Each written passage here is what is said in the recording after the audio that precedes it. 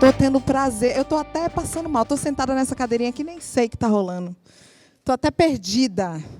Fui aqui, vim convidada hoje para fazer essa conversa, porque é lançamento do livro deste professor que a gente admira, que a gente ama, Mário Sérgio Cortella. Cortella, gente, salva de palmas para o Cortella, por favor.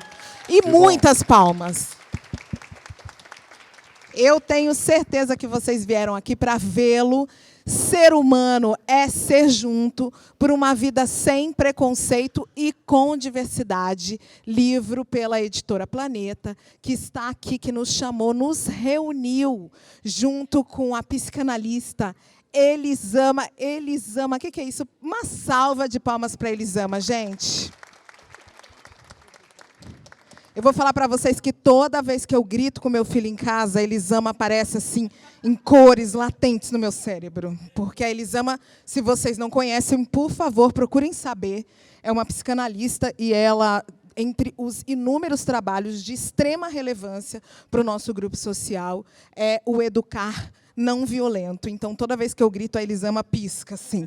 E, para completar a nossa conversa aqui, eu quero uma salva de palmas para a Amanda Aragão, da Mais Diversidade.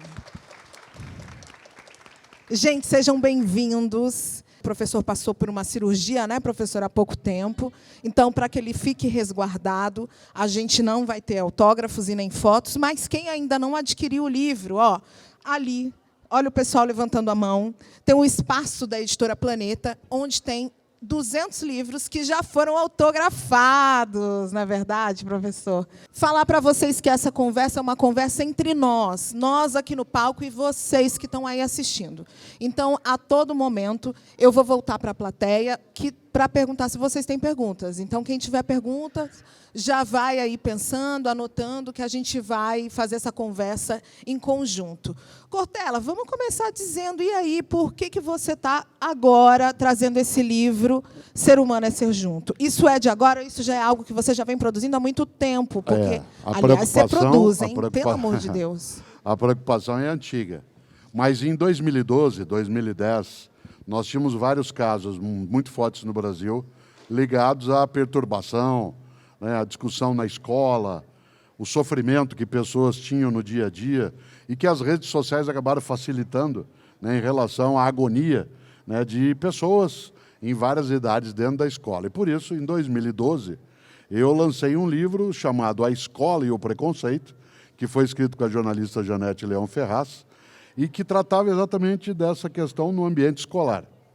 Há 4 anos, por conta da discussão já sobre diversidade mais forte, a nova conceituação trazida no dia a dia relativa à recusa ao preconceito e, ao mesmo tempo, a exacerbação das retóricas de ódio na nossa convivência no dia a dia no Brasil, aquele livro deixou de ser voltado para a escola e ele foi publicado, ampliado, com o título de A Diversidade.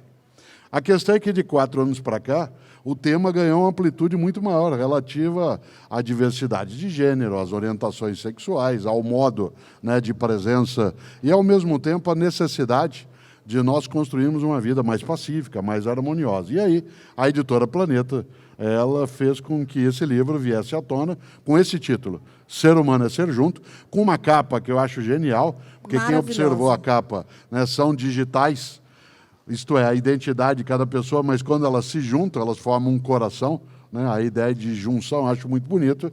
E a mesma pessoa que me auxiliou em 2012 a produzir o material, junto com Janete Leão Ferraz, que é o jornalista Paulo Gebaile, também ajudou agora a compor. E aí, Cris, só para voltar, né, à tua questão mais direta, né, a editora Planeta fez com que houvesse uma revisão muito forte desse livro.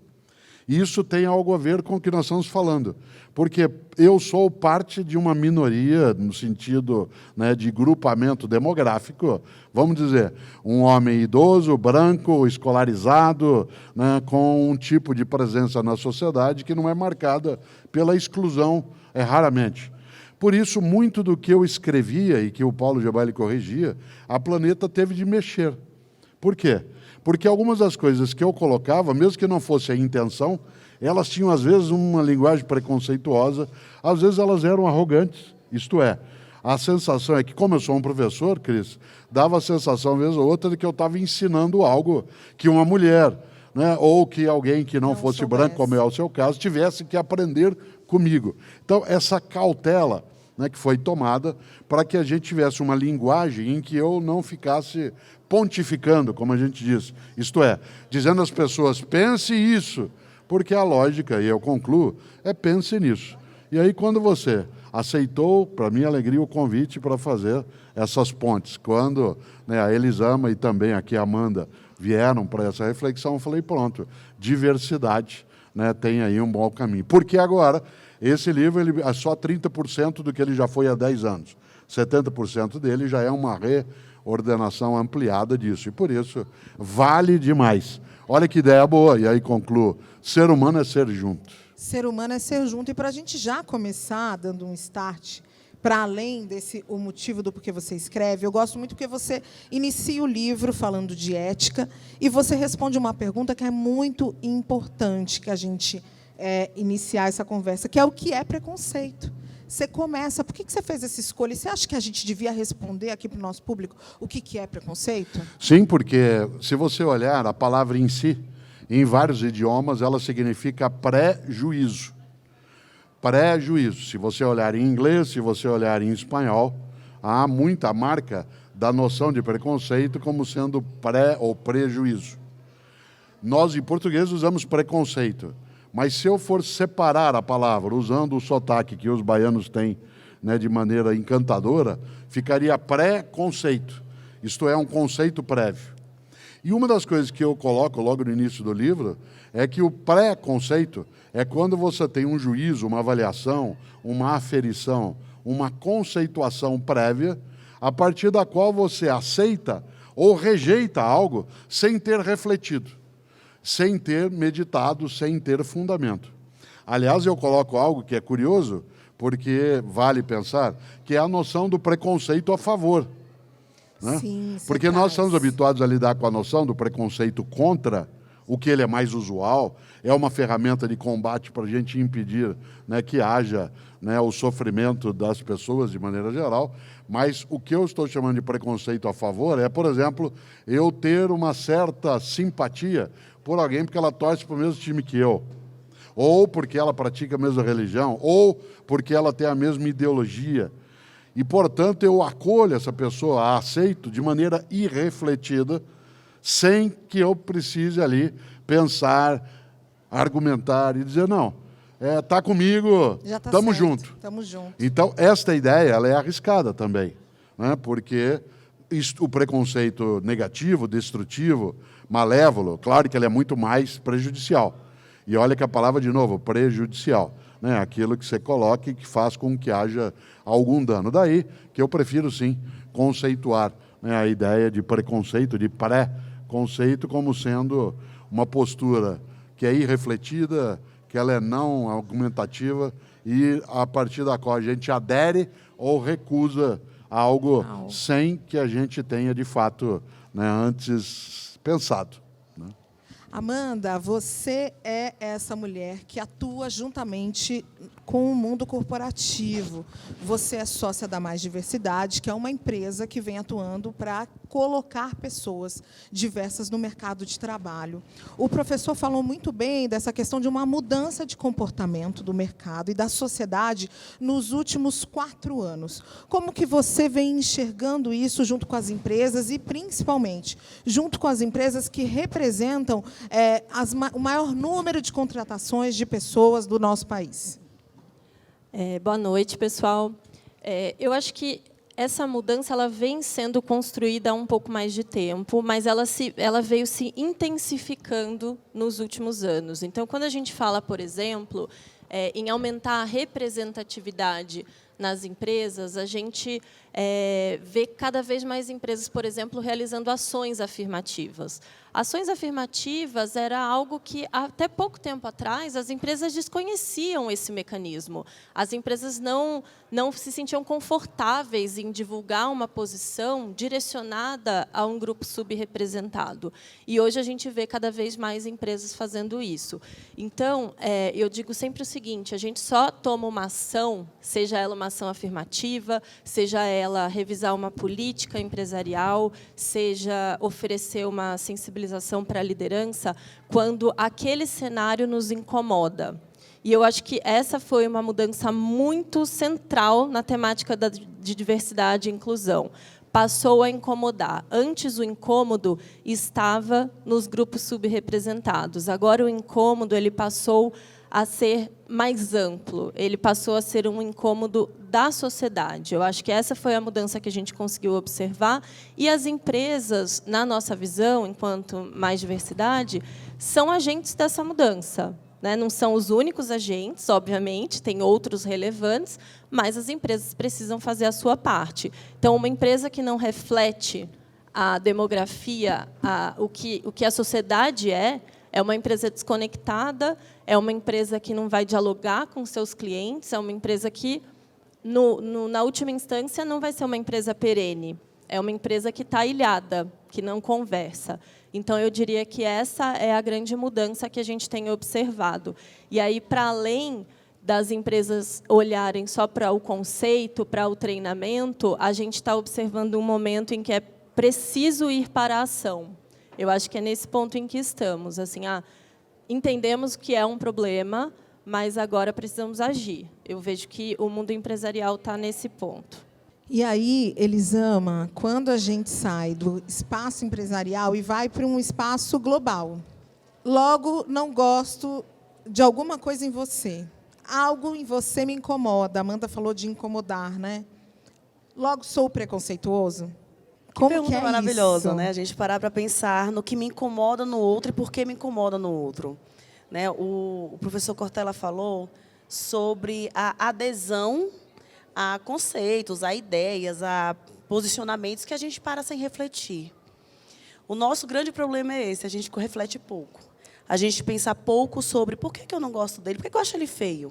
Quem me diz o que é feio? A gente tem uma certa arrogância de acreditar que tudo que nós pensamos veio de nós. Sim. Eu pensei sobre o que é belo, o que não é, eu pensei sobre o que eu não gosto ou não gosto. E nós esquecemos que cada gosto, cada opinião, ela é um reflexo de uma construção social. Né? Então, cada coisa que a gente gosta ou não gosta tem uma história. Né? Se você gosta ou não gosta de cenoura, não é só o sabor da cenoura. Tem uma história na tua vida que faz você gostar tanto de cenoura ou não gostar. Tem a lembrança do bolo de cenoura da tua avó. E de coentro. Não, olha, o tá falando de coentro é um coentro caso com baiano. Não pode específico. falar de coentro com baiano. Você é baiano, né? Eu tenho dificuldade com coentro. Né? Baiano bota coentro em tudo. Não Você posso sabe que lhe tem uma fazer pesquisa almoço. científica, né, que explica o coentro. Tem uma pesquisa científica. É um sabor de... Agora, por que ninguém porquê nasce que- com isso, com essa glândula Pois no é. Bahia? Na Bahia todo mundo gosta de glândula, coentro. todo mundo gosta, né? Pois é. Então, assim, a gente tem que pensar que o que eu gosto, o que eu não gosto, tem uma história. E aí tem algo que a gente está falando aqui, e que a Amanda falou sobre... agora a sociedade se incomoda com o preconceito. Na realidade, os grupos que sofriam preconceito começaram a incomodar a sociedade. E a partir do momento que a gente começou a incomodar a sociedade, falar, amor, não aceito mais. Né? O negro não vai voltar para a cozinha, a mulher não vai ficar na cozinha, nós não vamos aceitar isso. A gente começou a mexer numa estrutura que vai precisar mudar. Por que ela vai precisar mudar? Porque nós não estamos mais aceitando ficar onde estávamos. Então, assim, se pensarmos no funcionamento de uma máquina, né? Se uma pecinha da engrenagem ela não está funcionando como ela deveria funcionar, todo o resto vai ser abalado. Então, nós partiu de nós, grupos oprimidos, mulheres, negros, né? Partiu de nós o funcionamento da rodinha ali nessa máquina, que a gente não vai mais fazer o que vocês estão esperando que a gente faça. Portanto, vocês também vão precisar mudar. Então, nós precisamos pensar nos nossos gostos, nos nossos quereres, e a gente precisa parar de ter medo de encarar os nossos preconceitos. Todos aqui, 100% das pessoas que estão aqui têm preconceitos. E a gente só consegue mudar cada preconceito nosso se a gente encara. Se eu fujo do meu preconceito, se você me fala, nossa, Elisama, que comentário homofóbico que você fez agora. Eu sou uma mulher hétero. Eu posso fazer inúmeros comentários homofóbicos sem saber. E eu só aprendo se, óbvio, eu estudo, eu pesquiso, e se eu me calo no momento que você fala, Elisama, você foi homofóbica. E eu dou uma parada, dou uma respirada e falo, me explica. Ou então, me explica não, porque ninguém tem que me dar aula. Vou pesquisar e entender. Por que será que eu pensei isso? Por que eu pensei que aquele rapaz negro era o funcionário, era o segurança e não um advogado que está aqui parado comprando um livro? Por que eu pensei que essa mulher, que esse casal que está aqui, é ele quem vai pagar a conta, não é ela, e estou dando a conta somente para ele? Por que eu penso assim? Sabe, se a gente sai do lugar de, é porque ele é malvado, ela é boazinha. Se eu saio desse lugar, eu penso assim, porque eu estou numa estrutura social que me ensinou que é assim.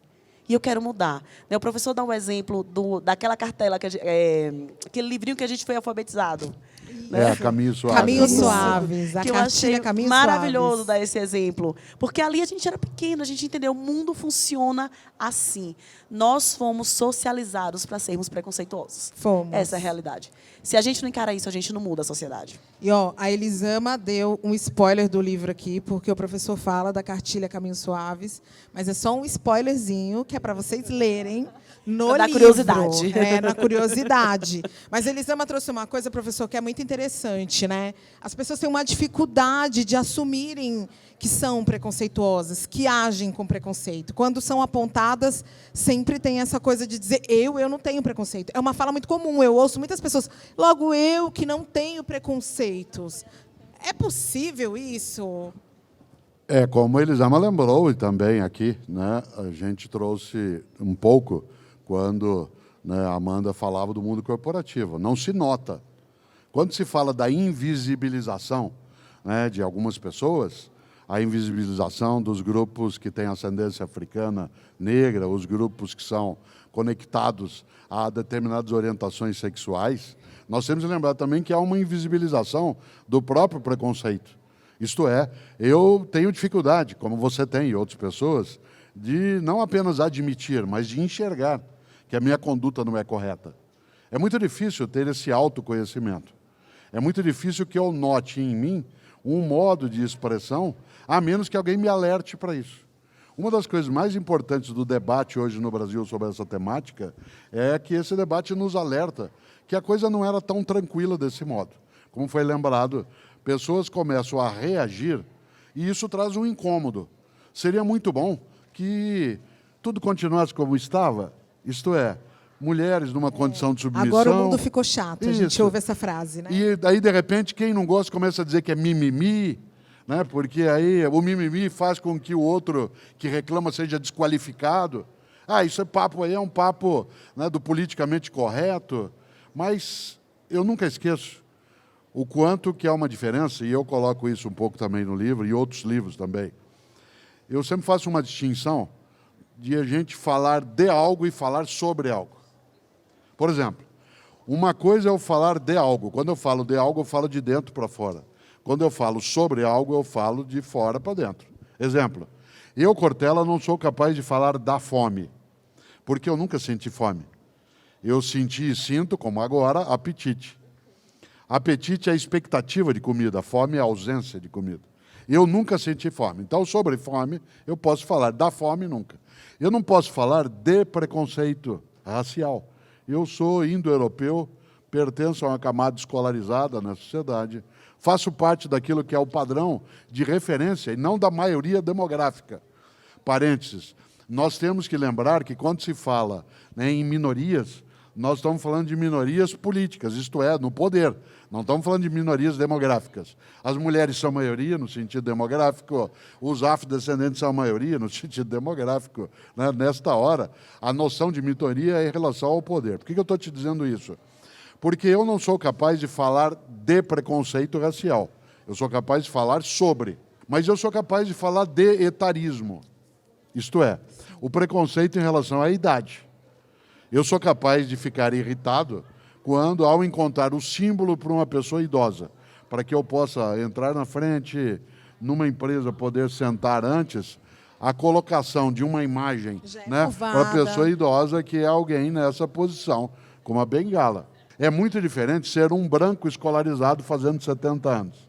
É diferente a ideia do preto velho, né? Portanto, a ideia de uma pessoa que está nessa condição, tal como, e aí eu vou fechando esse ponto, né? Tal como a gente não nota.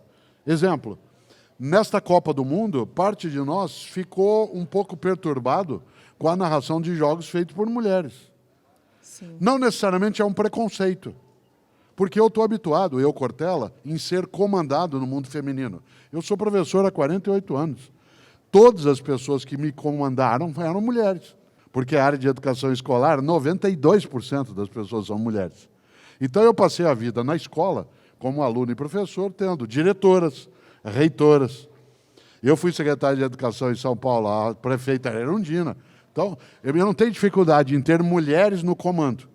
Mas, naquilo que eu não estou habituado, eu achei curioso ter de, num primeiro momento, ao ouvir, né, a narração de uma partida feita por uma mulher, de trazer alguma estranheza. Aí eu pensei, né, Cris? Bom, eu teria essa estranheza também se a voz no GPS fosse masculina.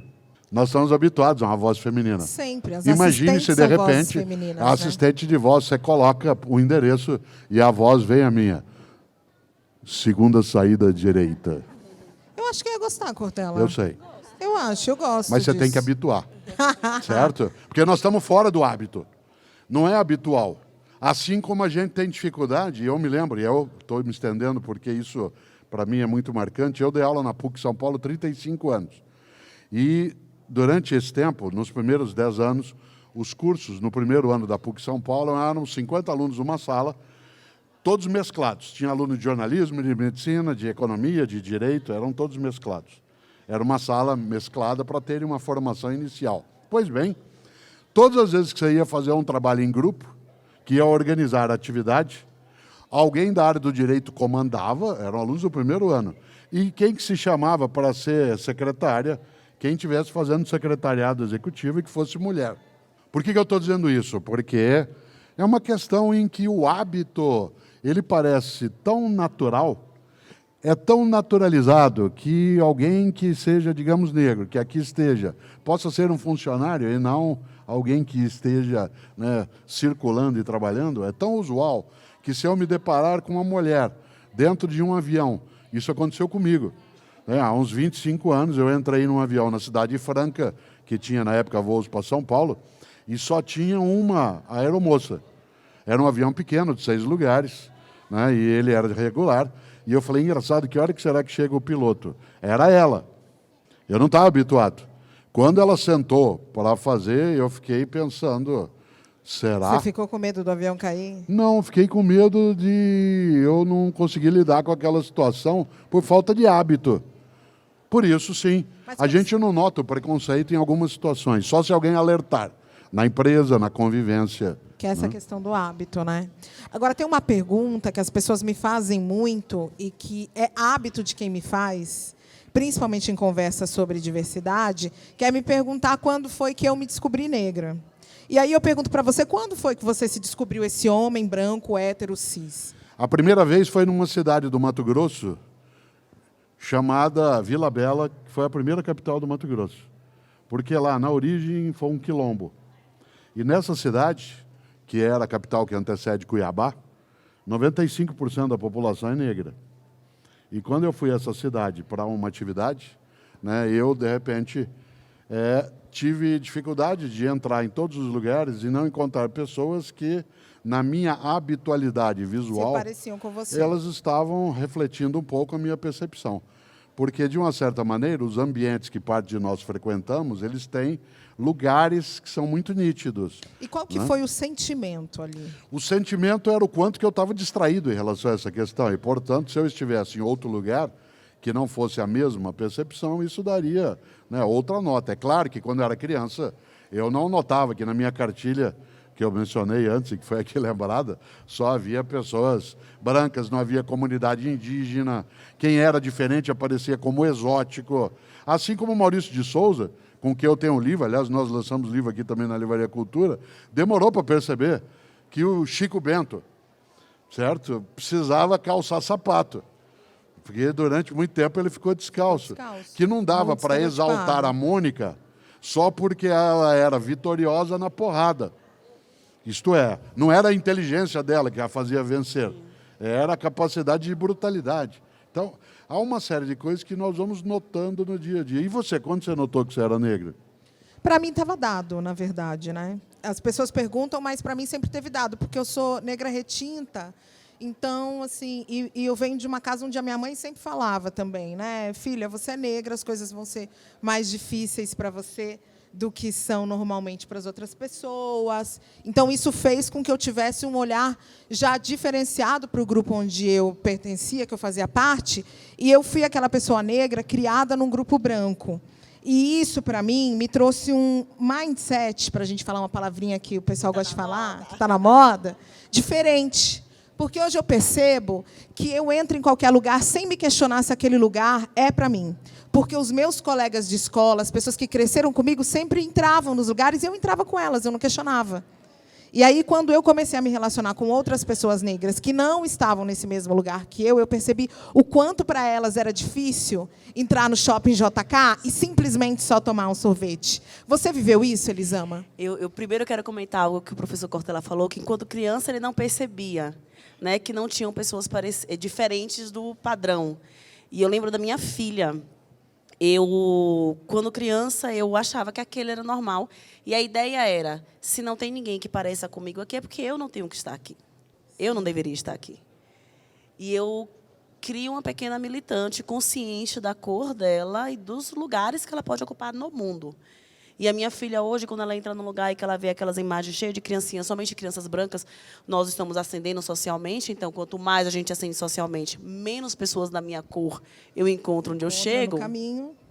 E aí ela olha e fala, mamãe, só tem criança branca que eles tinham que botar a imagem de uma criança negra. Então, assim, ela já não cresce questionando aquele lugar não me pertence.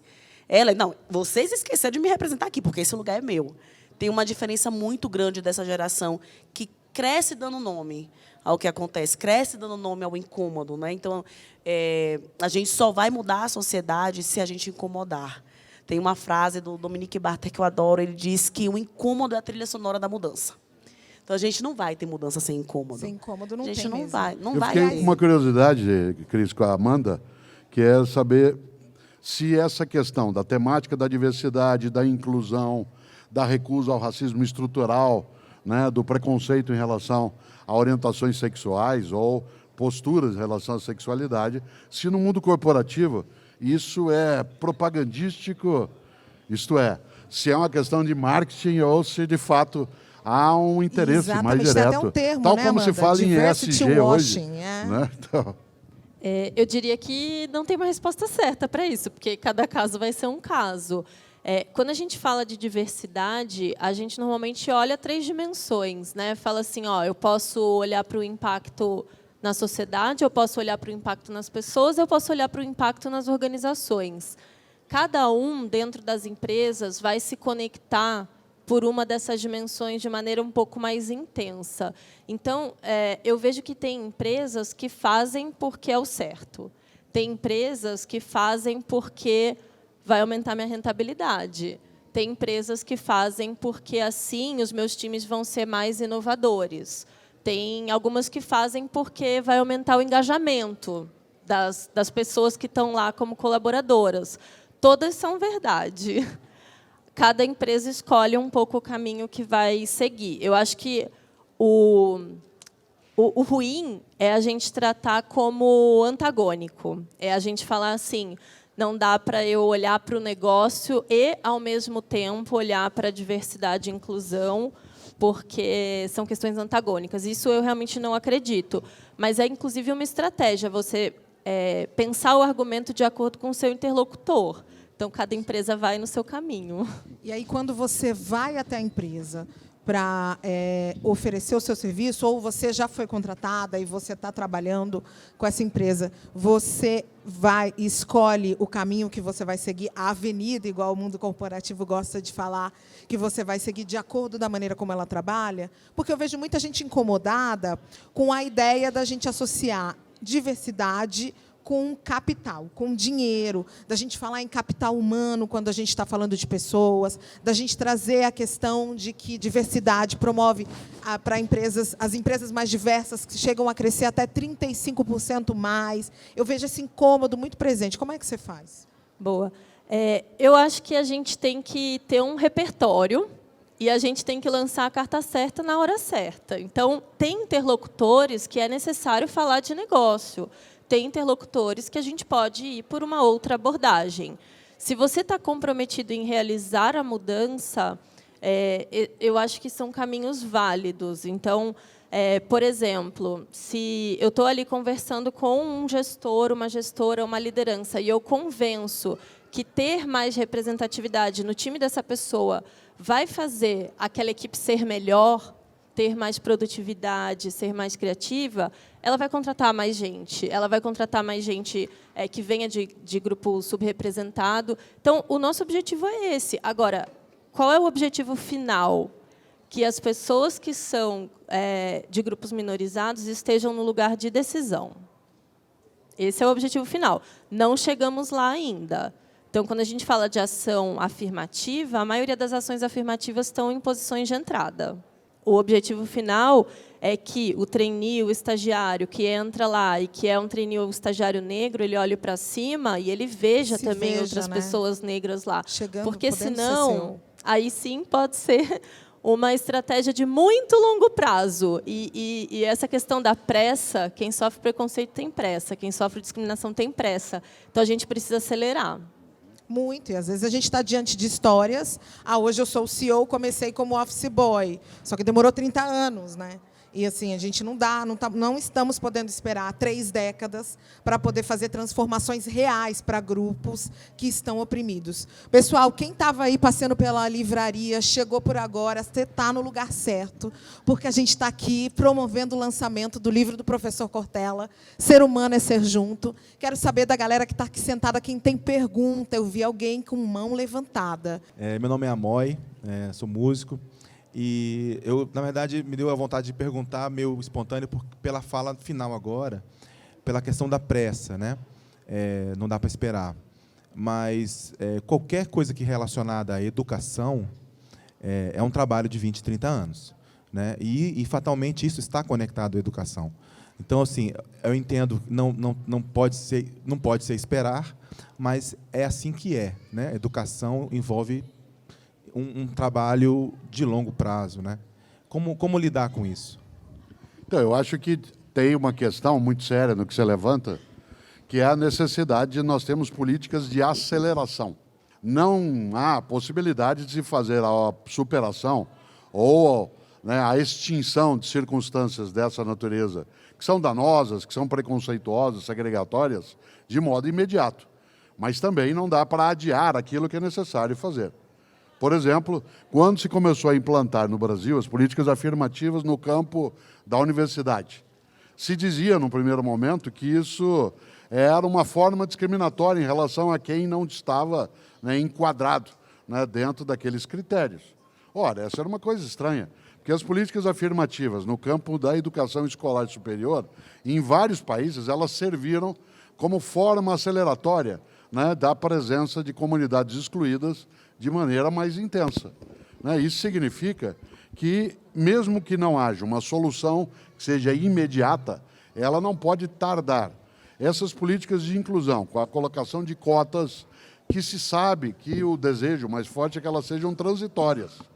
Ninguém, em sã consciência, deseja que uma política de cotas ela seja permanente, porque isso significaria a aceitação do fracasso da própria ideia daquela política. No entanto, esta noção de uma velocidade maior, ela é colocada, sim, quando é necessário, não só políticas públicas no campo da gestão, mas no mundo empresarial, como a Amanda lembrou, na nossa estrutura no cotidiano, a atividade de educação escolar, que é muito importante para a recusa ao preconceito na formação que se tenha no dia a dia, a necessidade de se trazer para dentro do material didático pedagógico a representatividade dos vários modos de ser humano. Veja como essa temática incomoda. Todas as vezes que você começa a falar né, em abertura da diversidade dentro do espaço escolar, isso faz com que muita gente diz está tendo aí uma perturbação da ordem, onde já se viu, mas é necessário trazer o assunto. E esse trazer, ele pode não ter, como eu dizia, né, a solução como imediata, mas ele também não fica aguardando. Como o Fernando Pessoa escreveu um dia com o heterônimo Álvaro de Campos, na véspera de não partir nunca, ao menos não há que se arrumar malas. Na véspera de não partir nunca, ao menos não há que se arrumar malas. Então, em relação à inclusão, à recusa à segregação, né, à extinção do preconceito, vamos esperar, uma hora vai dar certo, vamos devagar. Está tendo muito, né, muito desejo, muita demanda, é que nem sempre se nota, né, o número de décadas em que isso acaba trazendo, né, de opressão. Clássica frase do Betinho, quem tem fome tem pressa, quem é vítima também tem pressa. Eu quero comentar só algo da tua pergunta, complementando o que o professor falou. Quando a gente pensa em uma criança, e eu tenho que ensinar para essa criança como é que ela come, como ela toma banho, enquanto ela não aprende a fazer isso sozinha, eu estou direcionando e fazendo por um tempo por ela, com um tempo com ela, para que ela consiga fazer sozinha.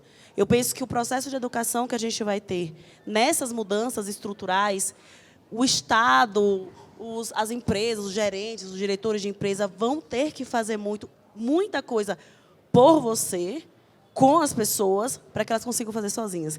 Enquanto as pessoas aprendem, a gente tem que estar aqui fazendo e mostrando. Então, enquanto a criança aprende a cortar a carne, eu vou cortar para você, para te dar, para que você aprenda a fazer. Então, tem um lugar aí da gente pensar justamente como educação, tem metas de educação que são de curto prazo, tem metas que são de longo prazo. No curto prazo, eu quero convencer o meu filho a vir tomar banho comigo. No longo prazo, que ele consiga tomar o banho dele sozinho e cuidar da própria higiene. Então, se a gente traz isso para a situação que a gente está falando aqui da diversidade, curto prazo, o que é que eu consigo fazer com o meu funcionário, com o meu grupo, com essa pessoa concordando comigo ou não? 90% das vezes que eu dei banho numa criança de 3 anos, ela me odiou. Não queria tomar banho. Mas ela precisa tomar banho. Até que ela aprende a tomar banho sozinha. Então, não preciso que todos os meus funcionários amem as minhas decisões. Eu não preciso, assim como eu não preciso do selo de mamãe legal, o diretor da empresa não precisa do selo do melhor diretor do mundo, o presidente não. Eu preciso fazer o que é certo. Eu preciso te mostrar o que é o melhor. A curto prazo, vai parecer duro em alguns momentos. A longo prazo, quando você entender, quando você crescer, quando você perceber, você vai aprender. E aí você vai estar autônomo o suficiente para fazer aquilo, sabe? Eu queria até complementar, achei muito lindo. E eu acho bacana quando a gente começa a fazer esse paralelo entre o processo de educação de pessoas adultas e o processo de educação de crianças, porque esse assunto sai muito. Inclusive, quando a gente está dando treinamento para pessoas em empresas, todo mundo lembra dos seus filhos como uma referência melhor, como pessoas que estão melhores que elas próprias em relação ao tema de diversidade. E aí, eu concordo muito com o que a Elisama trouxe, porque, assim, às vezes a gente acha que o objetivo é mudar a cabeça da pessoa, a crença, é ir somente na estratégia da educação. É também, não é um ou também aí, é um e. Porque enquanto a gente transforma a mentalidade, a cultura, seja a cultura da sociedade ou a cultura organizacional, ao mesmo tempo a gente estabelece códigos do que é aceitável e do que não é aceitável. E aí, no âmbito corporativo, que é meu papel aqui, é por isso que existe código de conduta. Então, assim, concordando ou não, aqui dentro, você vai agir dessa forma. E isso faz parte da mudança também, né? Então, é um e não é um ou.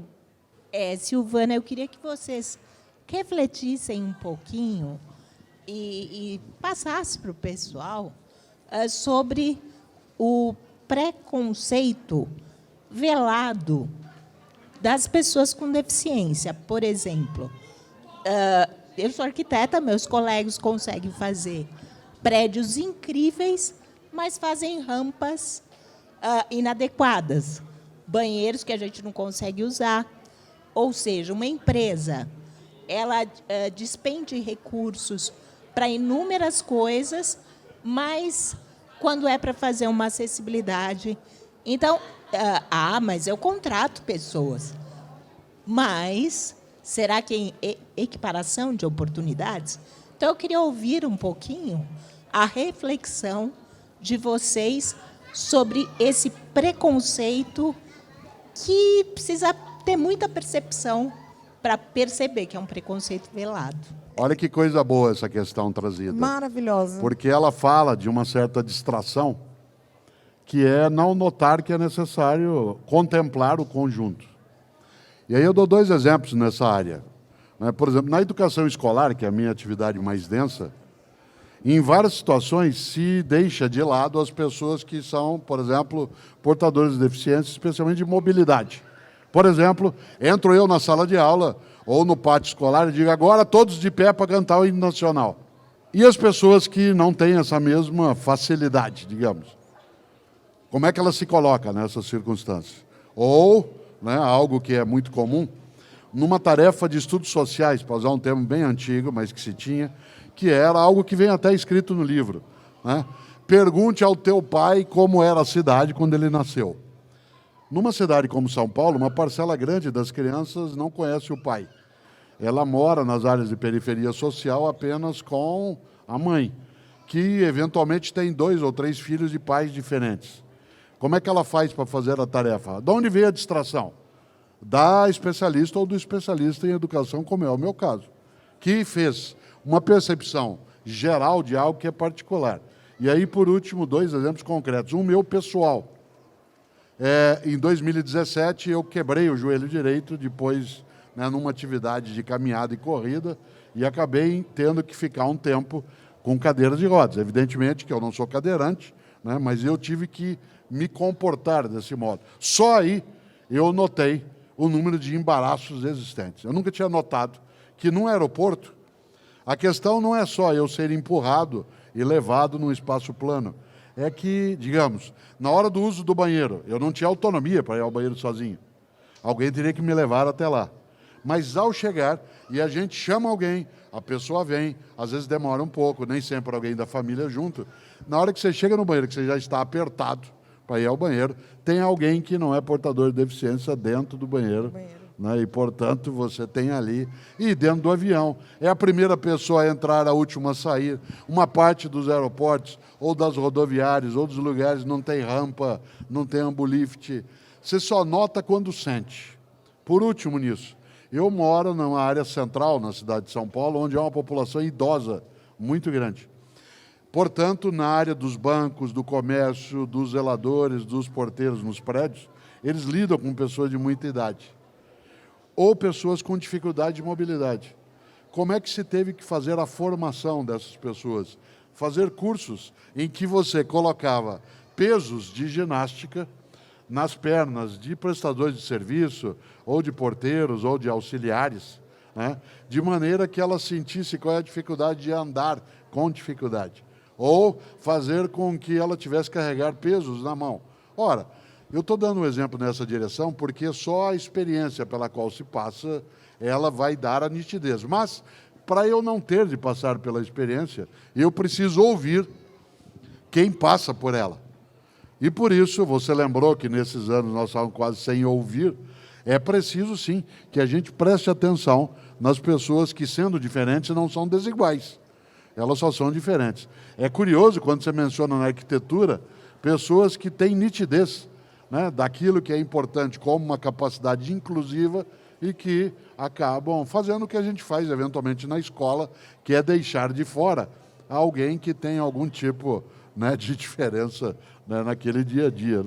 E você sabe que a pergunta da Silvana, da Silvana, me deixou confortável para assumir um erro meu, que eu estava aqui há meia hora, quase me martirizando, porque eu tinha pensado da gente fazer audiodescrição, e eu comecei, e não fiz, e eu estava aqui, vocês estavam respondendo, e eu fiquei assim, ai, meu Deus, não fiz audiodescrição.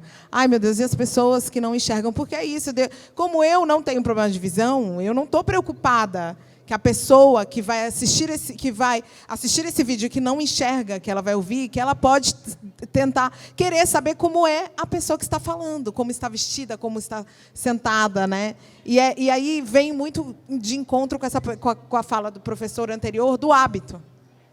Muita coisa é hábito, não está no hábito de falar, mas esqueci de fazer a audiodescrição. Então, como eu lembrei, agora eu vou fazer. Tá? Eu sou Cris Guterres, sou uma mulher negra.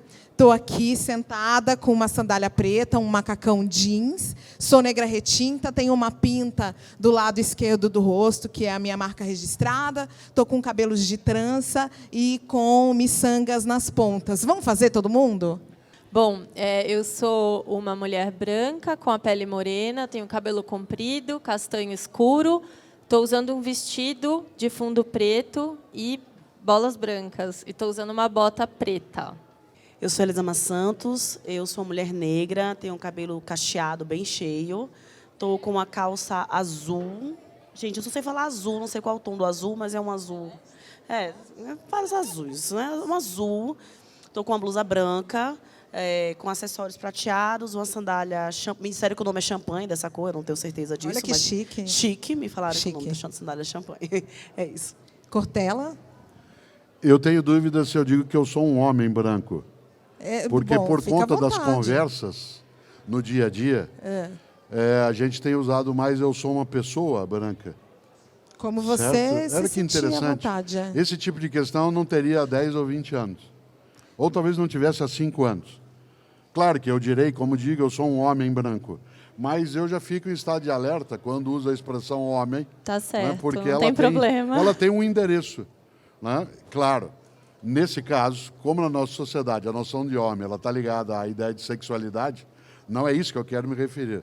Então eu sou uma pessoa masculina, branco, né? Tenho barba branca, que é quase não vista agora porque eu estou de máscara, né? Tenho cabelos mais claros, eu estou com um paletó azul, uma camisa com quase um azul petróleo, né? Uma calça cinza, e eu queria lembrar algo para não perder isso quando você fala. Da minha primeira experiência de fazer uma palestra para pessoas que não enxergavam com os olhos. Né? Eu nunca me esqueço, em São Paulo, no Centro Cultural São Paulo, existe a Sociedade de Amigos da Biblioteca Braille. E eu nunca tinha feito palestra só para cegos. Primeira coisa, quando eu comecei a falar, eram 400 cegos no auditório. Primeira coisa, eu comecei a estranhar, porque enquanto eu falava, ninguém olhava para mim. E quem é habituado a falar, como é o meu caso, está acostumado. Uma pessoa. Você vai falando. Metade das pessoas estavam com o rosto virado para cá e outra metade para cá. Porque elas estavam voltadas para a caixa de som. Isso produziu em mim um desconforto. E segundo, havia uma situação. Eu comecei a fazer bobagem logo na sequência, Cris, porque eu começava assim, vejam bem. Com capacitismo, né? Expressões Claro. capacitistas. Mas uma hora eu fiz uma bobagem maior do que todas. E eu Qual gosto de foi? contar isso. Eu disse, gente, lembra daquela cena no ET do voo das bicicletas? Eles não viram. E aí um cego no meio disse assim, professor, a gente não viu a cena, a gente é cego. Foi aí que eu fiz a bobagem maior. Eu disse, você me desculpe. Ele disse, não peça desculpas, descreva a cena. A gente é cego, a gente não é tonto. Atenção, ele não estava me ofendendo. Não, ele só estava Ele estava me ensinando. Isto é, não tenha pena de mim. Aprenda a fazer de uma maneira que eu fique junto. Que eu participe, né? Isso, que eu esteja nessa situação. Por isso, claro, né, na audiodescrição e na autodescrição, a gente vai precisando um pouco mais, até para saber qual é a cor de fato do sapato. Né? Eu acho que esse é um gancho bem interessante da gente aproveitar a pergunta da Silvana para entender assim, se é a pessoa que tem a deficiência ou se é o entorno dela que é deficiente em incluí-la. É essa reflexão que a gente precisa fazer.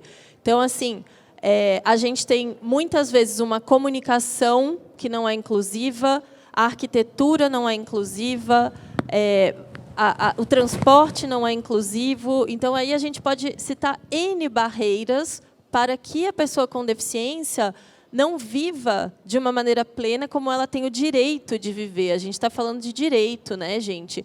E vamos pensar, uma pessoa que vai, por exemplo, a um restaurante, uma pessoa sem deficiência não precisa ligar num restaurante para checar se ela vai conseguir ir ao banheiro. Ela simplesmente vai.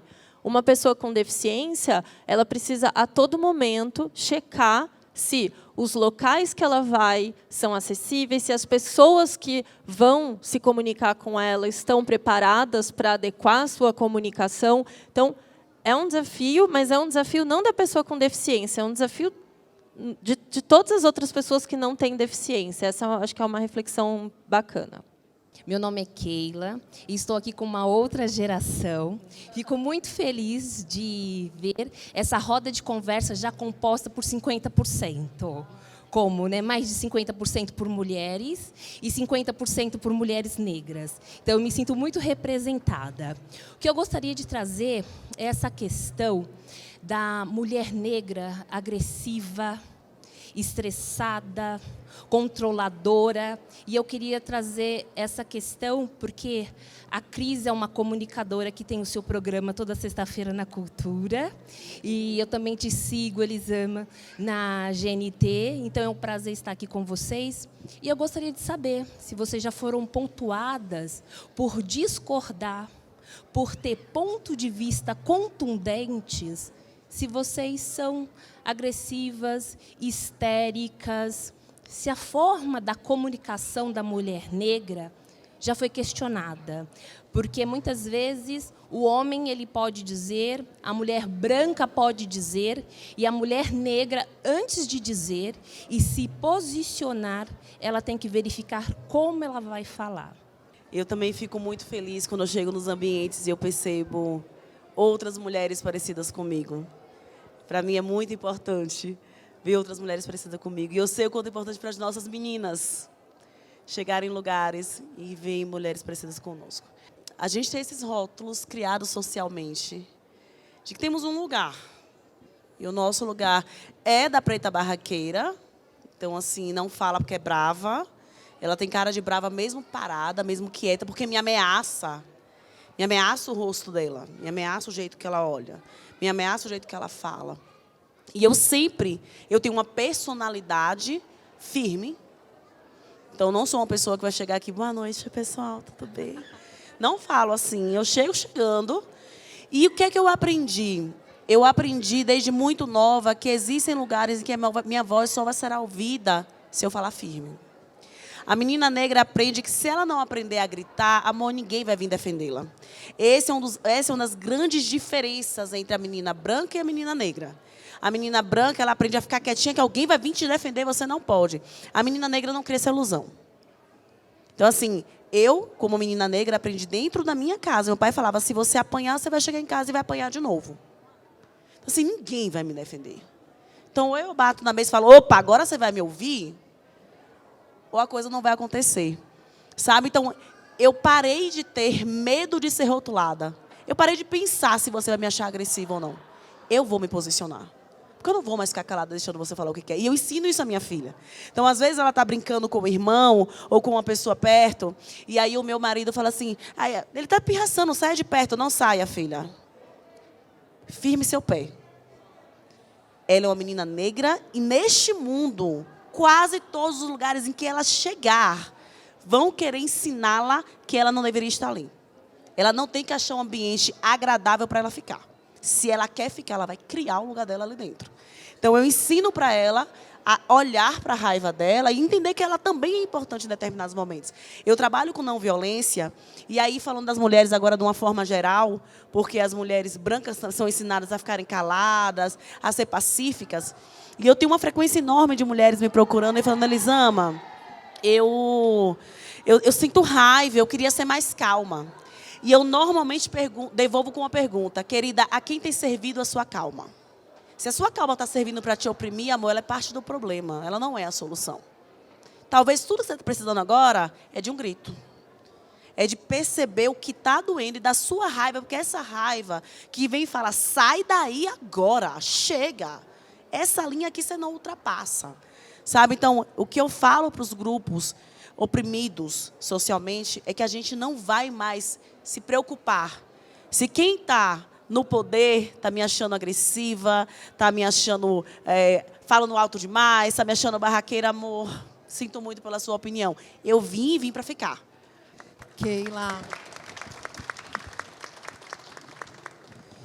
Keila, obrigada por você estar aqui, por fazer essa pergunta. Eu achei essa pergunta maravilhosa. Tem uma coisa que eu acho que é importante, que o professor traz um pouco no livro, que é que quem ofende, quem está sendo preconceituoso, às vezes ele não tem muita noção do quão agressivo é uma fala ou uma pergunta. Gente, é extremamente agressivo alguém me perguntar se eu lavo meu cabelo.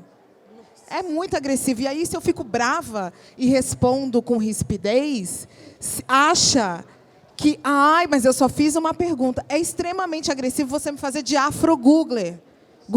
Afro-googler, ó. Já até mudei o nome. Afro-Google. Aí quer perguntar, acha que eu tenho que saber tudo de racismo, porque eu sou negra, e coloca em mim toda a responsabilidade de resolver todas as questões. E aí, se eu fico nervosa, porque eu já respondi 10 vezes no meu ambiente de trabalho, se é preto ou se é negro, ai, mas eu só fiz uma pergunta, você está vendo? Ela é uma grossa. E a gente está carregando, às vezes, aquela pergunta, é uma pergunta que mexe numa dor tão profunda, que aí, na hora que a gente responde, não dá para ser educado. Até tento de vez em quando, mas eu sou igual a Elisama, viu, Keila? Eu chego derrubando as coisas. Ai, mas eu já venho derrubando e eu estou igual a Elisama também, já não estou muito preocupada se estou sendo gentil, educada, porque eu sei que eu sou educada. Eu sou uma pessoa muito educada.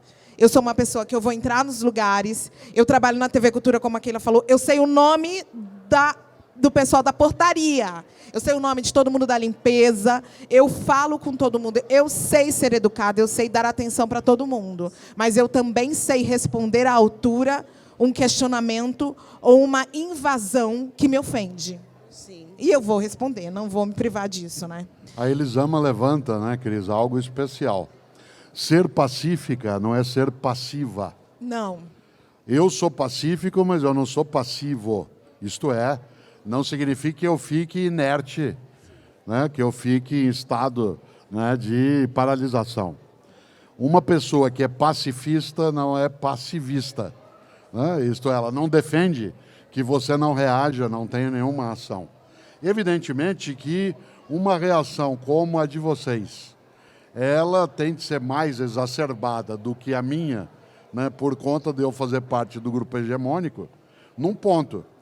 Eu posso entrar nos lugares, eu sou branco, sou hétero, né, sou escolarizado, portanto, eu vou caminhando nos lugares, como vocês lembraram, como se fosse meu lugar, né, o meu lugar natural, entre aspas, aí, o natural. No entanto, eu não tenho dúvida que isso que a Keila traz à tona é verdade, porque, afinal, a resposta mais dura, ela é uma maneira argumentativa. Quando ela não é desrespeitosa, isto é, ela não visa a diminuição da outra pessoa, não visa a ofensa, ela é um argumento firme. E nessa hora, claro que a noção de histérica que aqui a Keila trouxe, ela vem desde Freud, é quem vai fazer, você sabe disso, a descrição sobre histeria, e muita gente sabe, né, a palavra histeria tem a ver com mulher, porque hístera, no grego antigo, é útero, né, e quando Freud fala em histeria, ele está se referindo a pessoas portadoras de útero, né? Portanto, como se fosse uma característica inata, né, no mundo feminino. Evidentemente que ele faz isso há mais de 100 anos. Trazer isso agora de novo, eu não estou incriminando Freud, ele está lidando no tempo dele. Certo? O que eu estou dizendo é que é fora do tempo, é anacrônico trazê-lo para agora. Mas eu não tenho dúvida que o que alguns chamam de histeria é apenas uma reação justa, porque a justeza, ela quando é indignada, ela é firme, né? E nesse sentido, pode até, você disse algo, né? Que é a menina, a preta barraqueira, ela assusta até parada, né? Olhando assim, você fica imaginando, mas é de fato algo que no dia a dia, né, a gente vai enxergando de modo que não se entenda como cumplicidade tola, né? Oi, Elisama, tudo bem? Eu queria te perguntar algo. Eu li, acho que bastante gente já leu, que o preconceito ele é tão devastador emocionalmente porque ele ataca quem a gente é. E eu queria te pedir que explicasse isso. Por que dói tanto quando atacam quem a gente é? Eu pensei, quando a Keila falou, em encerrar minha resposta, e acabou que eu não falei, do poder que a gente precisa conquistar de definir quem a gente é. E é um poder que demora para a gente definir quem a gente é. O preconceito, ele mexe com as nossas estruturas. Quando a gente é criança e que a gente é definido pelo olhar do outro, a gente começa a sentir a dor de ser definido negativamente pelo olhar do outro. E o mundo, ele não é um lugar seguro para nós. Ele é um lugar assustador. Eu chego no parquinho com a minha filha e hoje nós, como eu falei, nós estamos vivendo em lugares em que nós somos muito poucos. E aí encosto uma criança para brincar com ela e eu não me mexo olhando para elas. Porque eu sei que em algum momento pode vir um preconceito. E se chega o pai ou a mãe dessa criança e se aproxima, eu fico 10 vezes mais tensa. Porque eu não sei como vão falar com a minha filha. E a maioria das pessoas não passa por isso. Eu fui com uma amiga minha branca em uma loja. E quando eu cheguei, eu vi que o casaco que eu estava vestindo estava na arara. E eu tirei o casaco e dei para ela e fiz: guarda na sua bolsa. Porque eu vou provar roupas. E eu não quero ficar tirando e botando esse casaco. E ela olhou para mim e fez: mas por que eu vou guardar a bolsa? Porque eu sou preta. Guarda a P da roupa na sua bolsa. E aí ela pegou, ela ficou um tempo parada, chocada, olhando para mim. E aí eu vi, ela chorou e fez: amiga, eu não fazia ideia. Andando com você, que eu consigo perceber como você não tem um minuto de paz. É isso que dói. Não dói somente quando eu recebo o preconceito, quando eu vivo o preconceito. Dói saber que eu estou constantemente a um passo de ser violentada por alguém. A um passo de ter que reagir com uma voz mais firme, quando eu só queria brincar com meu filho, com a minha filha. Quando eu estou a um passo de ouvir uma fala que, por mais que eu reaja com firmeza, ainda me dói, porque me lembra um monte de coisas. Sabe? Então, assim, é algo que vai profundamente na tua existência, mesmo quando você ganhou o poder de se definir. Porque você ainda precisa defender essa definição que você criou de você mesmo. É extremamente dolorido. E é por isso que, às vezes, quando alguém pergunta uma coisa e a gente responde com rispidez, a pessoa não entende, porque para ela aquilo foi só uma pergunta. Mas é o milésimo tapa que eu recebo no mesmo lugar. Cara, tá roxo, tá doendo muito. Quando você encostou aqui, a dor foi enlouquecedora para mim. E você não é capaz de definir o tamanho dessa dor. Sabe? Então, mas não foi a minha intenção. Queridos e queridas, a intenção é somente uma parte da nossa comunicação. A gente precisa aprender isso. A intenção é somente uma parte da nossa comunicação, ela não é o todo. Como chega em você o que eu falei, também é parte da minha comunicação. E a gente precisa entender o quanto, eu falei aqui do preconceito racial, mas de tantos outros que muitos de nós sofremos, as mulheres sofrem, cadê a Silvana, estava aqui, que ela sofre, são extremamente estressantes para a nossa vida. Então, assim, além de a gente precisar aprender a se definir depois de grande, depois de adultos, quando a gente ganha esse poder, porque a vida inteira alguém nos definiu de uma maneira que a gente não se enxergava assim, a gente precisa constantemente defender essa definição. É muito difícil. Cris, aqui, Amanda. Aqui.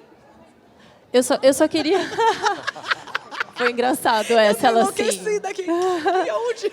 É que eu achei a pergunta dela tão incrível, e tem uma pergunta que todo mundo faz em empresa, que é: como é que eu posso ser uma pessoa aliada? O que é que eu faço quando não sou eu que estou vivendo o preconceito ou a discriminação? O que é que eu faço? E eu acho que essa é uma pergunta que todos nós aqui poderíamos nos fazer, independentemente do que nos atravessa, mas quando é o outro e não eu. Então, acho que a Elisama explicou brilhantemente o que é estar na pele de quem vive alarmada o tempo inteiro. Agora, se você está numa empresa, se você está com o seu amigo, o que você faz? E aí, muitas vezes, a pessoa que está ao lado diz assim: você não vai falar nada, Elisama? Você não vai falar nada? E isso aí é mais uma camada de opressão, é mais esse cansaço de todos os dias. Então, acho que isso eu gostaria de deixar para todo mundo que quer se colocar como uma pessoa aliada, que primeiro, a gente precisa ser capaz de identificar, porque a maioria das pessoas aliadas não identifica o que não lhe atinge. Quando a gente identifica que o outro está passando por aquilo, a gente precisa agir. E depois da gente agir, a gente precisa acolher a pessoa que passou por aquilo. E, às vezes, nesse agir, envolve, inclusive, acionar legislação. Às vezes, envolve, numa empresa, acionar canais de denúncia. Às vezes, envolve estar ali e usar a sua voz de aliado e privilégio para apoiar aquela pessoa que está passando pela situação como vítima.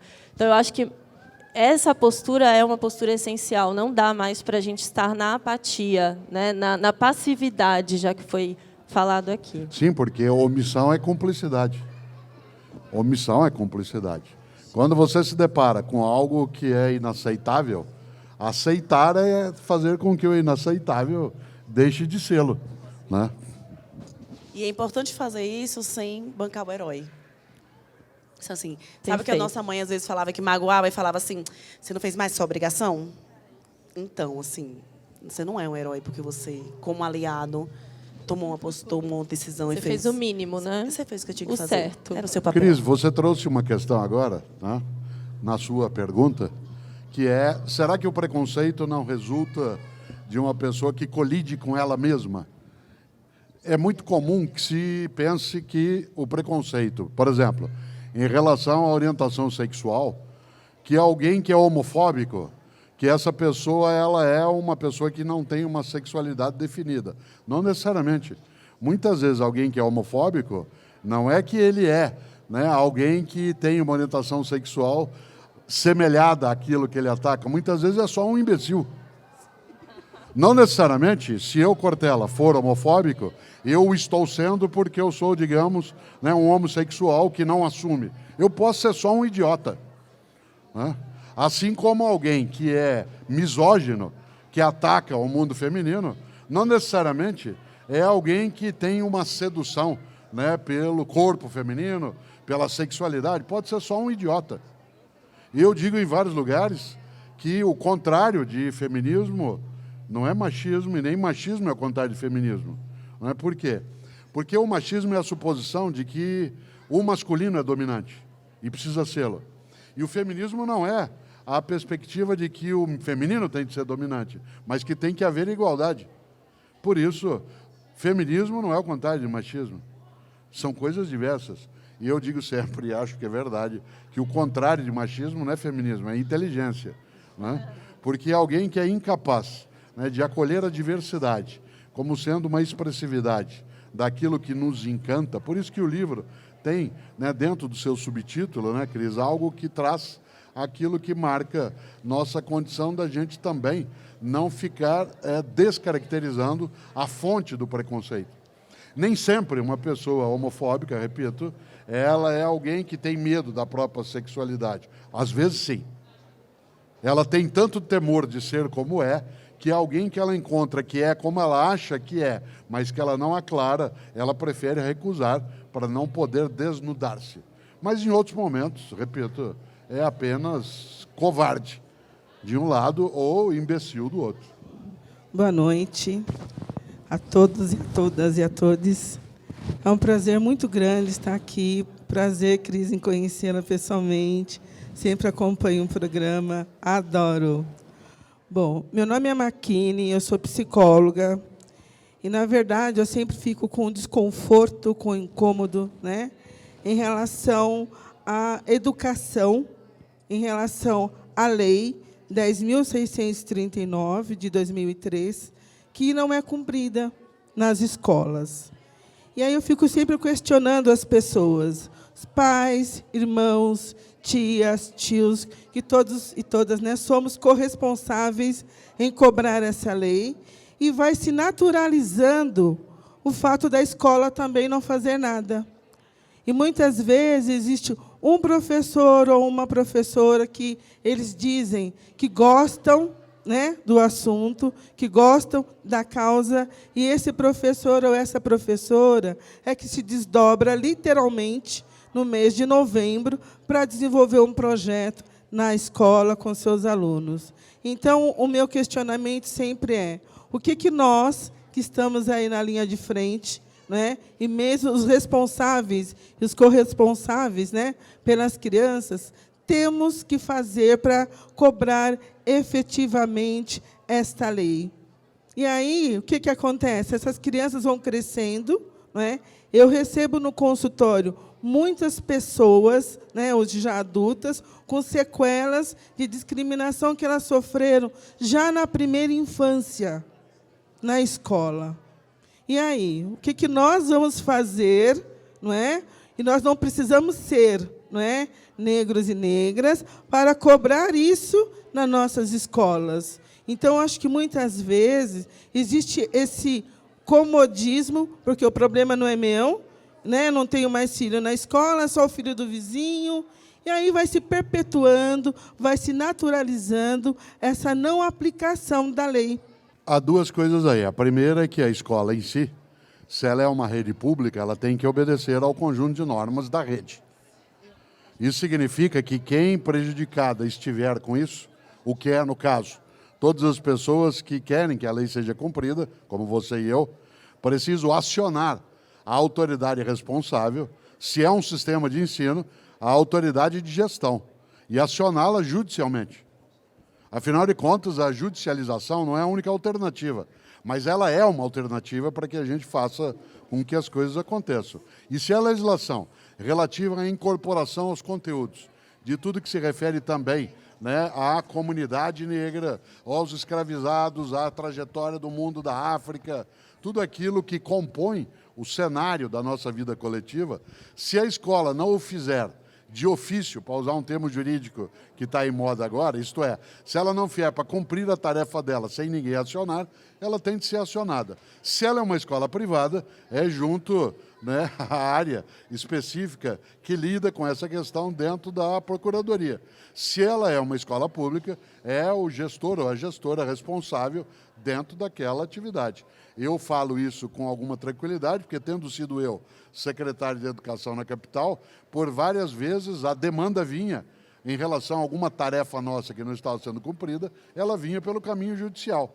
E aí você tem que fazer, né? Porque sendo a autoridade, você será ou responsabilizado, ou detido, ou multado, né? E, portanto, eu não aguardaria apenas que, digamos, em relação à legislação, a comunidade negra só desse o passo, né? Isto é, vamos então fazer todo um movimento. Não, isso é importante, mas a judicialização, em algumas circunstâncias, para que, vou usar o teu termo, a lei seja cumprida. Porque quando ela deixa de sê-lo, é porque existe ali uma ilegalidade, né? E nessa hora é necessário, e eu sei, há grupos de advogadas, advogados ligados, inclusive, né, às comunidades fortes no campo da exclusão, que se estruturam exatamente para esse tipo de acompanhamento em algumas cidades no Brasil e acionam, né, o executivo municipal ou, no caso, o estadual, para que as coisas aconteçam. Elisama, eu vou aproveitar a pergunta da Marquine, que foi sobre educação.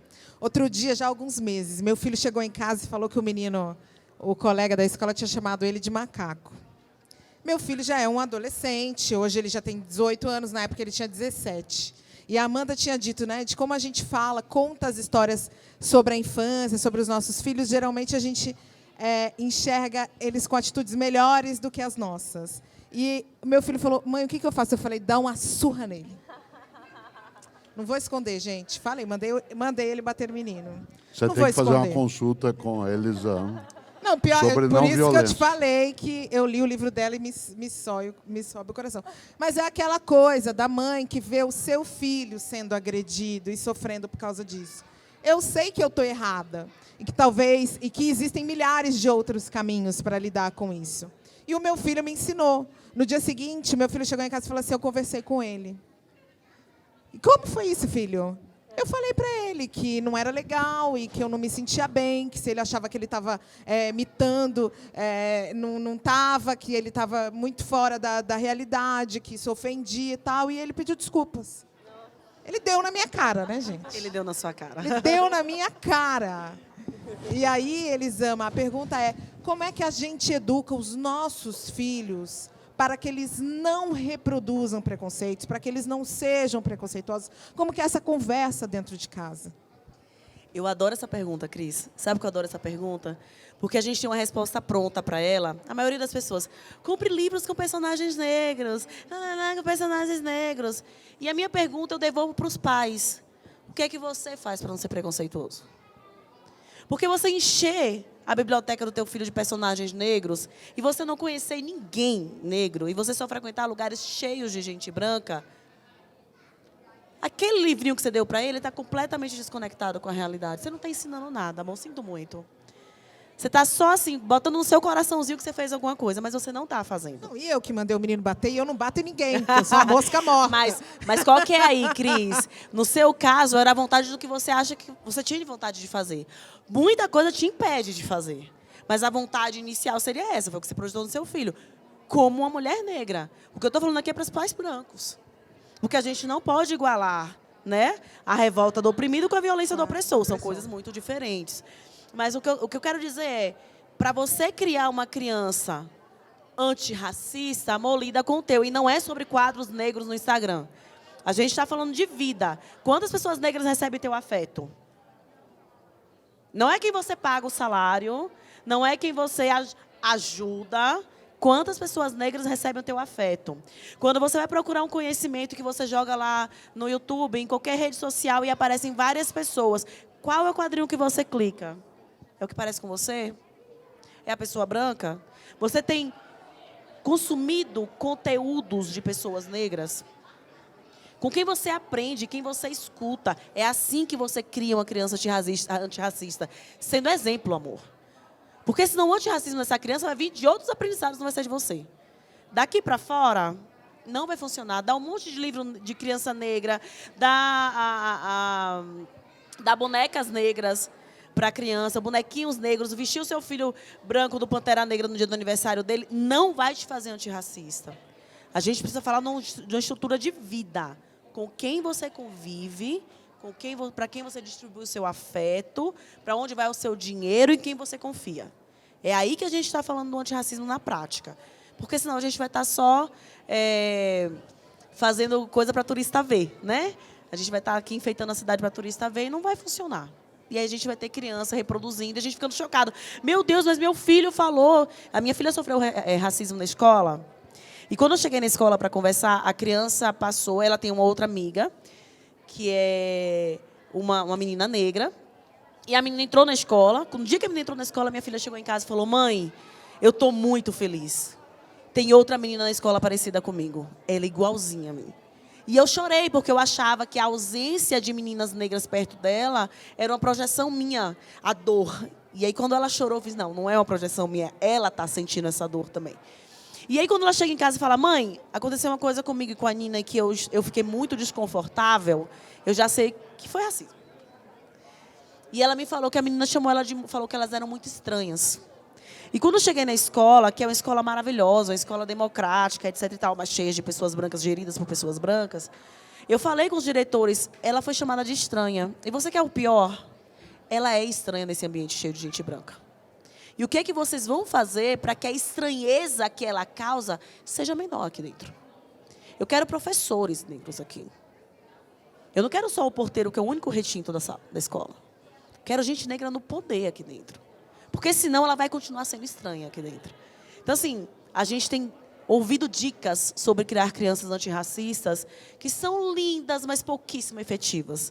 E a gente precisa de efetividade na educação dos nossos filhos, para que a minha filha, para que o filho da Cris, eles se sintam seguros, onde eles estiverem. Boa noite. Primeiro, eu queria agradecer esse momento. Meu nome é Brian, eu sou psicólogo organizacional, trabalho com gestão de pessoas há quase 10 anos. Vim aqui para o espaço através de uma palestra que eu assisti com o professor Cortella no Memorial da América Latina, mas vou dizer que foi um presente ter conhecido a Cris, a Elisama, a Amanda. Espero me tornar um aliado, como a Amanda comentou. E por trabalhar em gestão de pessoas, eu vejo que a empresa ela tem que ter um papel, sim, de trazer a questão da diversidade, de trazer a questão da inclusão, de falar sobre vagas de política afirmativa, né, que uma vaga de lei de cotas ela não tem que ser, por exemplo, somente para cargos de entrada, somente para aquele auxiliar, para o operador, ele tem que ser cargos de liderança também. Mas eu queria ir um pouquinho mais além e aí eu queria ouvir a opinião de vocês. A gente vê que esse movimento de lutar contra preconceitos, ele parte muito de grupos, núcleos, ONGs e quase nunca do poder público, sem trazer viés político, mas o quanto que a gente vê que nesse mundo a opinião de alguns políticos influencia a sociedade e hoje quem tinha aquele preconceito escondido hoje está falando para Deus e o mundo e acha que isso é normal, que isso é questão de opinião. Vocês veem que é possível trazer uma política pública, trazer alguma forma com o poder público, seja na escola, seja através de uma lei, que faça com que essa questão do preconceito também seja amenizada? Eu acho que, primeiro, né, quando a gente fala de poder público, a gente tem um indicativo aí, e você até falou assim, não quero falar de política. Eu acho que a gente tem que falar de política, a gente não precisa falar de partidos políticos aqui, mas a gente tem que falar de política, porque o que a gente está fazendo aqui é político. E aí eu vejo que, para o ano que vem, a gente tem um indicativo de que, inclusive, o tema diversidade vai ser priorizado, né? Existe já esse indicativo. A questão não é ter, né, uma secretaria que fale sobre diversidade, na minha visão. A questão é como é que essa secretaria articula com as demais pastas para que esse tema seja relevante para as demais pastas, né? A gente acabou de ter a pergunta relacionada a como é que a temática racial está inserida dentro do projeto pedagógico das escolas. É essa a resposta. A lei existe, ela não é cumprida. Como é que a gente fala sobre questões relacionadas à orientação sexual dentro das escolas? Como é que a gente fala de educação sexual dentro das escolas? Então, e não só... E aí eu acho que o tema de diversidade e inclusão ele é tão amplo, que a gente tem que falar, por exemplo, de saúde, né? Entrando na temática de pessoas LGBT, tem muitos homens trans, mulheres trans, que não vão ao médico porque vão sofrer discriminação, porque o médico não vai ter a tratativa adequada para a necessidade da pessoa. Então, é uma temática que, na verdade, poderia passar transversalmente em todas as políticas públicas. Eu acho que é esse o desafio.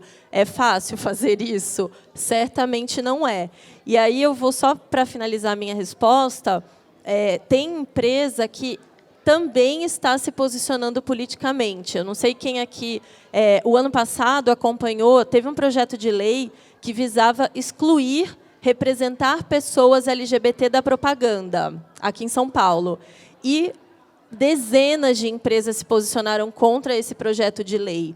Então, eu acredito muito nessa possibilidade de diálogo entre setores, né? Terceiro setor, poder público tem uma abrangência, obviamente, que nenhum outro setor vai ter, e uma responsabilidade que nenhum outro setor também terá, mas é importante a gente pensar, sim, que todos os outros setores e a sociedade podem fazer política de maneira conjunta, né? E colaborativamente. Boa noite, sou o Mike, quero fazer um cumprimento especial aqui à Amanda, que a gente trabalha junto na Mais Diversidade. Então, é muito bom sempre te ouvir, você é uma referência e, de certa forma, todo mundo da mesa é referência para mim. E aí, quando eu ouvi Elisama falando aqui da questão da dor, né, que já estamos com os braços roxos, que as pessoas ficam batendo ainda em cima, eu lembrei muito de uma frase que, para mim, é um manifesto. Virou um manifesto pessoal que, para mim, é monumental. E essa frase diz: permita que eu fale, não as minhas cicatrizes. Então, não vou falar apenas num lugar de dor, porque eu sou muita potência e eu vou mostrar isso. E a gente precisa mostrar isso para as pessoas. E aí, dentro disso, eu quero te perguntar, porque, principalmente aqui para a Elisama, mas deixo aberto para todo mundo.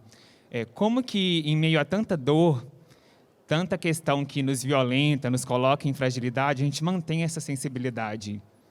Como que a gente se mantém abertas para a vulnerabilidade, por exemplo, para se expor de forma didática, de forma propositiva, mesmo em meio a essa dor, né? Até mesmo porque, para a gente ser forte, a gente não precisa ser rígido. Eu repito muito isso, porque se a gente deixar essa rigidez nos contaminar, a gente perde a nossa personalidade, a gente perde a nossa potência. Então, como que em meio a esse caos, vamos dizer assim, a gente ainda mantém essa sensibilidade? Obrigado. Mike, né? Muito, muito obrigada pela sua pergunta. Eu acredito que cuidar de nós mesmos coletivamente, estarmos cercados de pessoas que confiamos e que amamos, e seguirmos acreditando, e sorrindo, e amando, e gozando da vida, é revolucionário. Porque matar a nossa subjetividade é um projeto político. É importante. Quando a gente chegou, povo negro no Brasil, tiraram os nossos nomes. Porque era um projeto que você não soubesse quem você é. Era um projeto que você não desse nome ao que você gosta. Era um projeto que você se desconectasse de tudo que te dá força para lutar.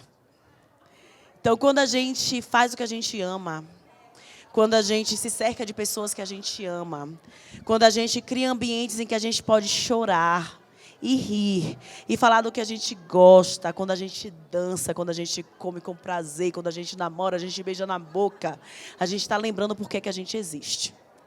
A gente está dizendo não para tudo que fala que a gente é só dor.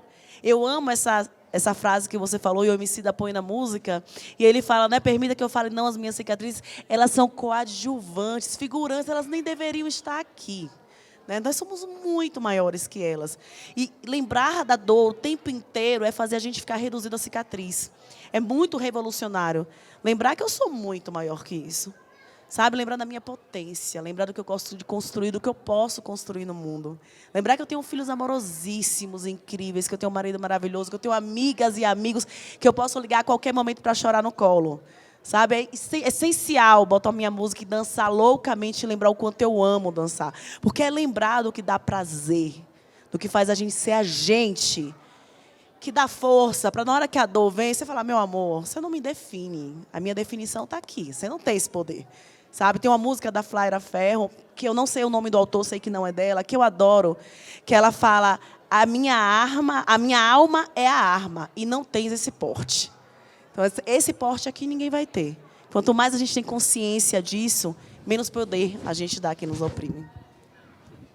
Muito bom. Olha que coisa boa. Nós lembrarmos algo especial, e tanto a Amanda, né, quanto a Elisama trazem aqui à tona, da necessidade dos afetos terem o seu lugar. Você falava em música, eu me lembrei, Maurício Tapajós compôs uma música mais antiga, chamada Pesadelo. E ela tem alguns versos especiais, um deles diz, você corta um verso, eu escrevo outro. Você me pega vivo, eu escapo morto. De repente, olha eu de novo. E essa música, que ela tem um contexto muito forte, porque ela é, né, dos anos 1960, portanto, ela tem uma marca, né, da opressão na convivência, ela tem, sim, uma das rotas dessa possibilidade do que você levanta, isto é, a possibilidade também de dizer não ao que tem que ser dito. Em outras palavras, de onde viria a força? De onde viria a energia? Eu acho que pela justeza da causa. Não é garantia de êxito. O poeta maranhense Ferreira Goulart, magnífico, ele tem um poema chamado Dentro da Noite Veloz, em que ele fala sobre Che Guevara e a causa. E há um momento em que ele está descrevendo no poema, um momento em que o Che é morto. E o poema fala sobre o corpo morto do Che. E nessa hora ele diz no poema, Ernesto, Ernesto, não basta estar com a razão para não morrer de bala. Ernesto, Ernesto, não basta estar certo para vencer a batalha. Não basta estar certo para vencer a batalha, mas a necessidade de recusar aquilo que é recusável e, ao mesmo tempo, de não admitir, né, de modo algum, que essa perspectiva de que nós temos de ter a pluralidade, a diversidade, a possibilidade, né, de nós convivemos amorosamente, né, dentro da nossa vida, ela nos coloca a justeza da causa. Essa justeza da causa é a causa pela impossibilidade da falência da nossa capacidade humana, da autofagia, da autodestruição, da nossa força cada vez maior para que a gente não se renda àquilo que não pode, de modo alguma, nos derrotar de novo. Tapajós, você corta um verso, eu escrevo outro. Né? Se um muro separa, uma ponte une. Se me pega vivo, eu escapo morto. De repente, Mike, olha eu de novo. E eu sou aquela pessoa que tem a difícil missão de dizer que acabou o nosso tempo. Eu sou essa pessoa. Vocês querem fazer uma fala final? Acho que a Amanda quer fazer uma fala final até com relação a essa pergunta. Eu estou emocionada, então vai sair meio esquisito, talvez, aqui essa fala final. Eu só quero agradecer, porque veio um monte de gente da Mais Diversidade e eu me senti muito amada. Quero agradecer meu marido, que está ali também. e dizer que essa galera que está com a gente na Mais Diversidade, a Mais Diversidade é uma empresa que tem 6 anos, gente, só 6 anos. Tem quase 50 pessoas lá trabalhando, tem 68% de pessoas negras, tem 60% de pessoas LGBT, maioria de mulheres, tem pessoas trans, tem pessoas com deficiência. A Mais Diversidade é o sonho colocado na prática. É o que a gente fala para fora, para os nossos clientes, a gente prova dentro de casa que funciona, né? Uma empresa com 50 colaboradores quase em 6 anos não é fácil. Então, obrigada, pessoal, obrigada. E assim, aqui, gente, eu estou... em primeiro lugar, eu sou uma fã. Em segundo lugar, eu vim participar do painel. Leio Elisama desde sempre, de que me tornei mãe. Cortella, não precisa nem falar. Cris, acompanho muito sua carreira comunicadora, assim, ó, brilha muito. Então, obrigada, pessoal. Foi uma honra, um presente estar aqui para mim.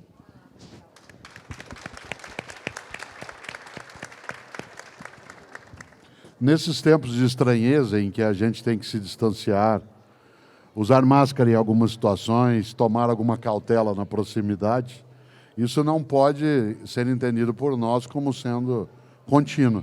E isso vale para outras coisas na vida, é uma circunstância. Num determinado momento, algumas pessoas se comunicaram, né, por intermédio de e-mail ou de outras formas, né, nas redes sociais, dizendo, mas eu queria tirar uma foto, ou eu queria um autógrafo, e eu sempre digo que hoje a tecnologia até que favorece um pouco isso.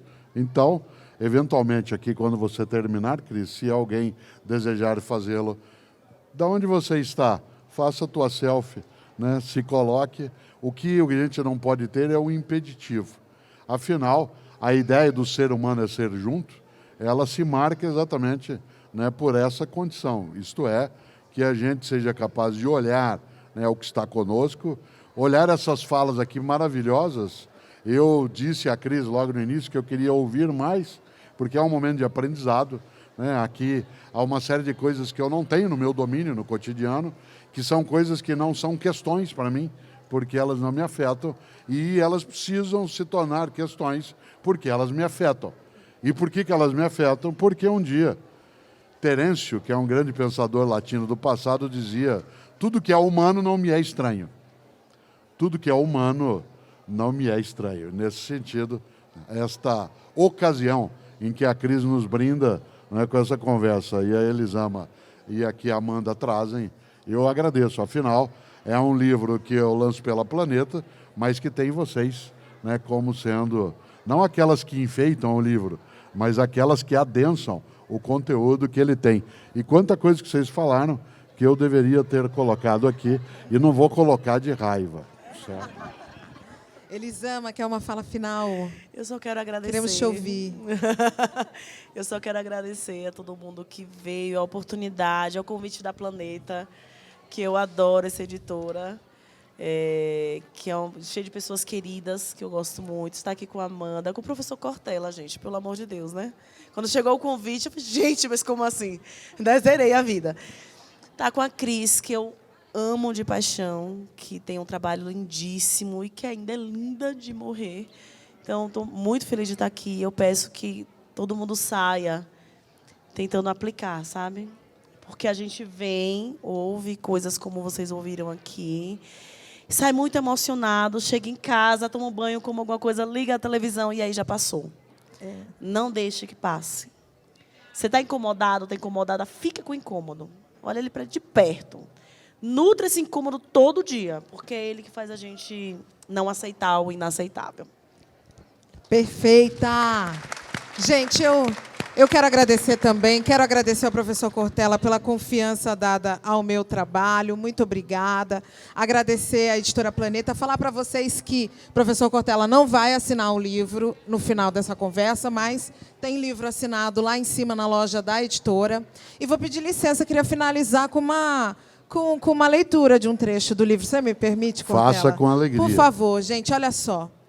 A relação interpessoal tem de ser regida pela decência, como princípio e como meta, como ponto de chegada, no intuito de buscar uma vida coletiva que reconheça a beleza na diversidade, a complementariedade na diferença, a riqueza na pluralidade. Essas são palavras do professor Cortella, que eu quero aproveitar e unir a palavras de uma outra intelectual tão intensa, tão forte quanto o professor, que é Sueli Carneiro, que é uma mulher negra, filósofa, maravilhosa, que há 20 anos atrás, numa fala no Instituto Ethos, ela disse que a população negra, e eu coloco parênteses, a população LGBT, a população PCD e toda a população que faça parte de algum grupo que sofre opressão, ela está preparada para contribuir com o desenvolvimento social, político e econômico deste país. Permitam que a gente possa transformar, porque nós temos a criatividade, a força, a inteligência e a vontade. Gente, muito obrigada. Foi um prazer estar com vocês. Boa noite.